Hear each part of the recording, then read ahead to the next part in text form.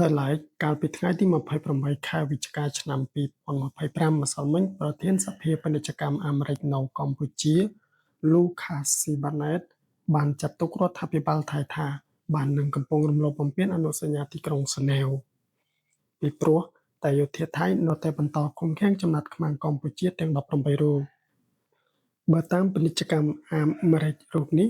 ការបន្តឃុំឃាំងយោធាកម្ពុជាដែលកងទ័ពថៃបានចាប់ខ្លួននៅក្រោយបទច្បែងចូលជាធរមាននោះគឺជាការបោកបញ្ឆោតសហរដ្ឋអាមេរិកតែការបោកបញ្ឆោតបែបណា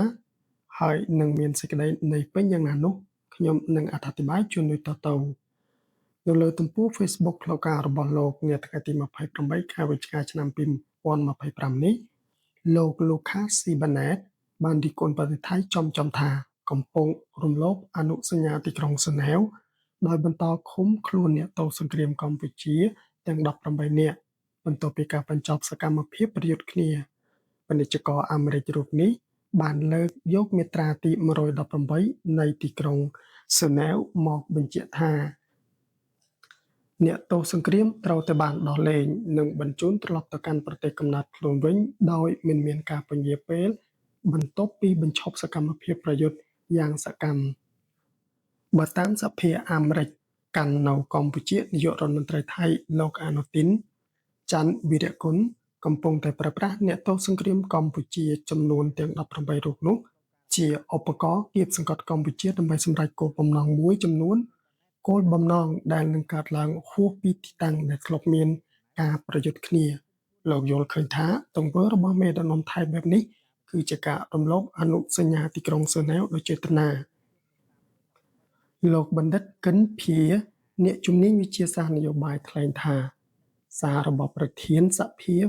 អាមេរិកកាំងនៅកម្ពុជារូបនេះជាការបង្ហាញការឈឺឆ្អាលរបស់អាមេរិកចំពោះទង្វើរបស់ថៃមកលើប្រទេសកម្ពុជា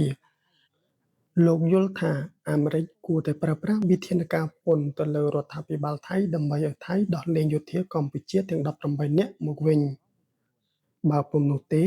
លោកយល់ថាអាមេរិកនឹងសាបឥទ្ធិពលរបស់ខ្លួនទៅលើពិភពលោកកន្លងមកនេះនាយករដ្ឋមន្ត្រីថៃបានថ្លែងថាការដោះលែងចំណាត់ខ្មាំងកម្ពុជាទាំង18រូបគឺអាស្រ័យទៅលើកម្ពុជាខណៈដែលភាគីថៃផ្ដោតទៅលើការដកកងទ័ពចេញពីព្រំដែនការដោះមីនការបង្ក្រាបការឆបោកតាមអនឡាញនិងការផ្លាស់ប្ដូរលំនៅស្ថានរបស់ប្រជាពលរដ្ឋកម្ពុជានៅភូមិព្រះច័ន្ទនិងភូមិជោគជ័យភូមិខ្មែរទាំងពីរនេះជាទីតាំងដែលកងទ័ពថៃបានរំលោភឈ្លានពានលោកកាស៊ីបាណែតបានជួនកែងនាយករដ្ឋមន្ត្រីថៃលោកអនុទីនចំពោះអ្វីដែលមេដឹកនាំថៃរូបនេះ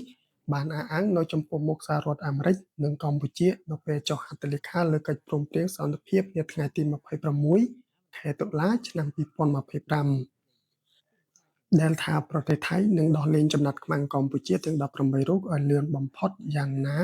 ក៏ដោយមកដល់ពេលនេះគឺជាង1ខែទៅហើយអ្នក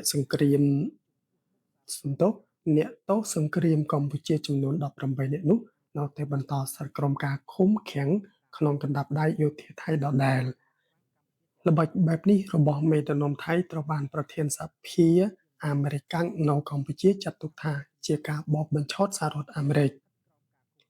បាទវីដេអូនៅក្នុងថ្ងៃនេះសូមចប់តែត្រឹមនេះជាចុងក្រោយសូមអរគុណសម្រាប់ការទស្សនាតាំងពីដើមរហូតដល់ចប់